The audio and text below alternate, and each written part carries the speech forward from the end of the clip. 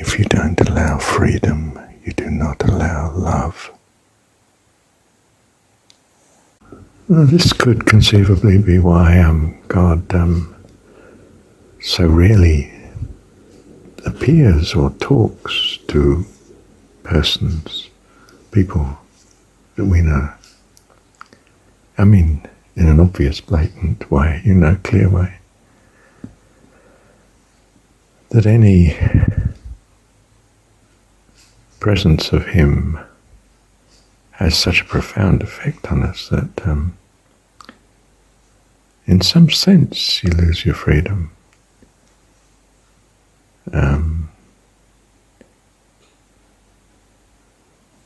It would clear up so much of your uncertainty, of course, and with certainty there is no choice in a sense. You just do what logically follows.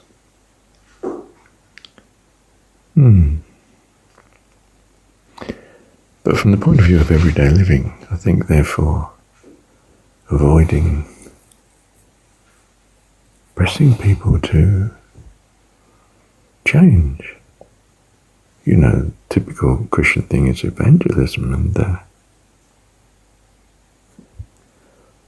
we're not sure if Jesus was really doing that in the story even.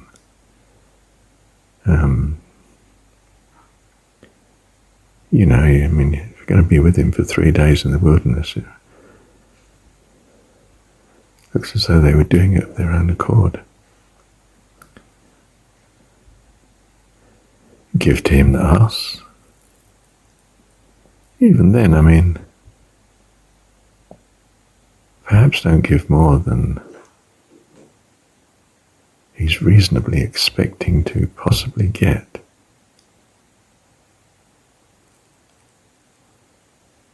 Rather than obliterate what he had by what you now give him. It's a bit like the people that win the lotto. Can be very unstable, and they get through it in a very few years, and in large measure, in hindsight at least, feel they've wasted it.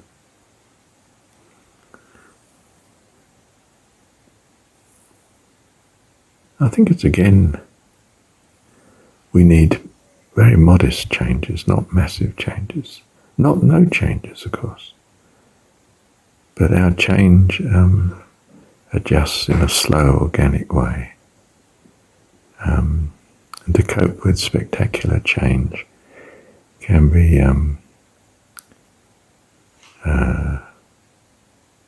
even a tragedy. Even though this change seemed perhaps basically good. Another thing that occurred to me today was that, consistent with this, that let me say this, as of God, I am what you make of me, because I don't lock you into a particular view. Your society might, of course, and your religion might, but I don't. And similarly, perhaps when we talk to people, perhaps we shouldn't reveal all and be terrifically open and so on. I'm dreadfully open.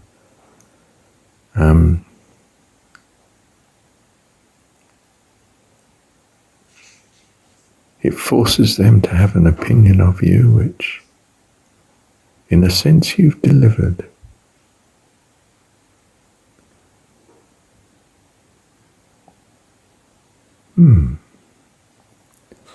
Perhaps they should choose as to whether they think well of you or not, from a less biased source of information. And even so with God, you see, that we don't need to know what he's like. Really, we need to surmise what is the best and assume that's what he is. What do you think? Another point that came to me today, I used to know a Mrs. White, who was with Paramahansa Yogananda, I think for some years, and in a fairly personal way, a sort of a secretarial type job with him. And of course he had an incredibly profound effect on her life. And I remember talking to her in London. I only met her a few times. And she was elderly then, and I was not very deep into Paramahansa yet, although I'd read the autobiography, of course. And I think done some of the lessons. And the most outstanding thing, or possibly the only real thing I can remember she said to me, was that she thought, from her close experience of Paramahansa, that he was so like Jesus, he had to be Jesus reincarnated. And I thought, well, that's an interesting one. But I was already profoundly affected by Paramahansa, and I thought, is that possible to be true? I don't know about this, you know. What would I say now at the age of 75 instead of what I must have been then? I don't know. 28, something like that. What's that, 30? 40 or 50, 40 odd years ago.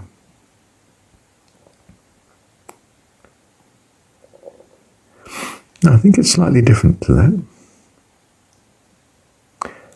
Because, of course, I'm not at all clear that Jesus was a historical person, not the Jesus we know of the Gospels. And a person, yes, but not physical. A spirit that, like we are spirits, so a person in that sense. I don't mean a non-person, I mean a person. A son of God, yes, just as you and I are. Well, rather more spectacularly, but yeah. And I would say, yes, that is a possibility. I won't say I know. But I almost act as though it's true. Put it that way. It's an uncertain universe that we're in, especially on matters like this. But there's a lot about Paramahansa that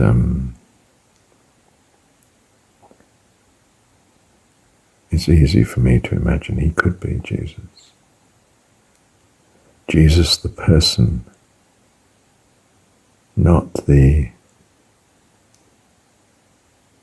supposed physical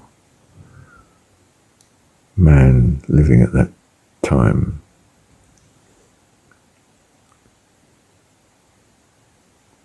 But in truth, yes, that spirit.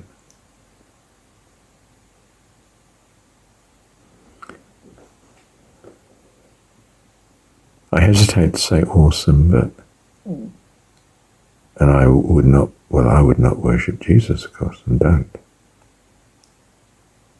We only worship God, not the children of God. Even fully enlightened, still only worship God the Father. Well, I call him Father, according to the Jesus story.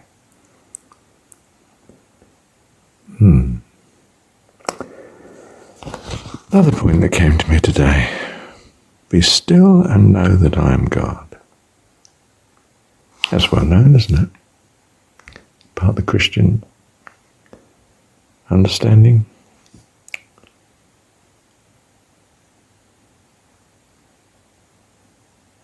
We need to do that, you know. The things that God does for us that are really spectacular and wonderful. the lovely people that we meet, the way lovely things happen to us. I mean, I worked hard and passed my exams as a good scholar and, all that stuff. Lectured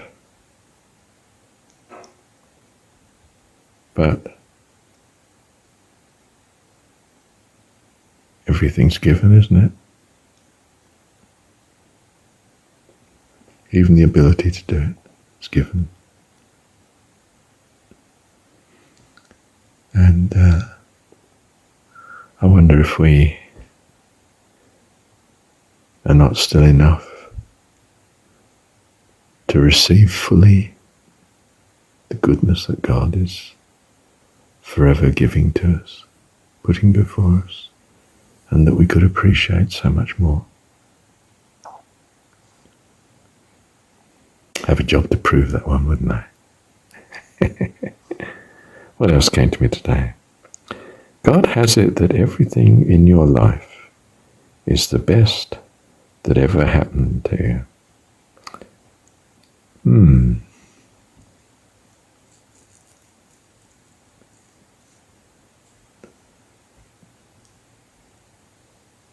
Everything is fantastic.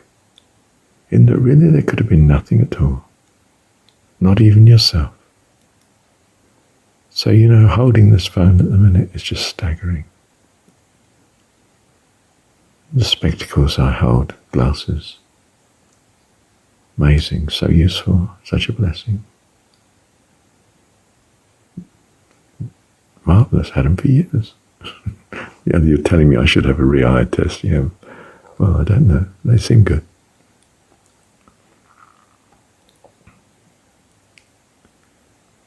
Everything that happens to you, by my understanding, or hope you could say, being an all-powerful God that loves us, loves all of us, loves all that he's made and that he has made all.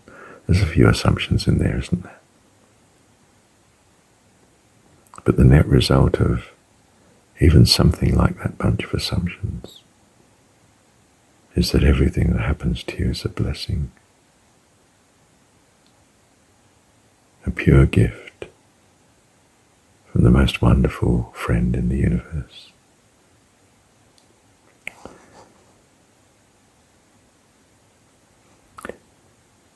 Do you know gratitude, the practice of gratitude, saves 1,000,000 years of meditation?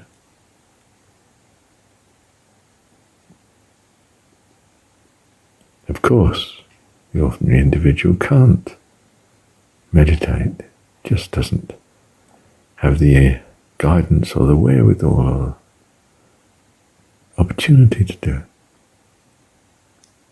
But who can't be thankful, even for a very difficult circumstance that they might be in? You can choose to be thankful. You can choose to trust that God has it for a blessing.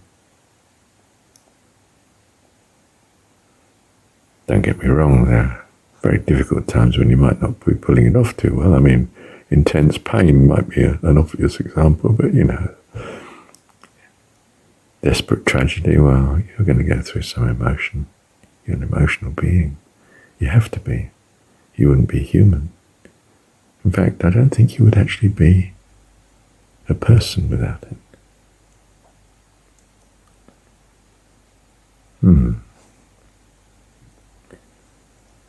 But practice gratitude, thankfulness, looking all the time for the good and trusting him for the small things that are wrong. You can start to trust him for bigger and bigger things then. I tell you, all the fruits of meditation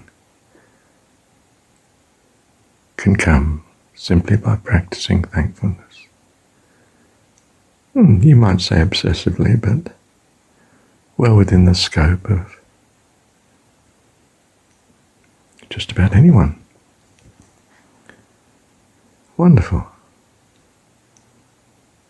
But then it's likely, if you think about it, isn't it? A loving God would make the way to him open to everybody. Anybody who was appreciative of just a tiny part of the infinite blessings that God gives. Well, we come back to my first point, which is let each be what they want to be. Don't press them to change. If they're attracted to something about what you seem to believe or do, they'll ask, they'll inquire, they'll trace it out, especially if you're open to them. And then tread gently, not too much of a rush like Marshall does.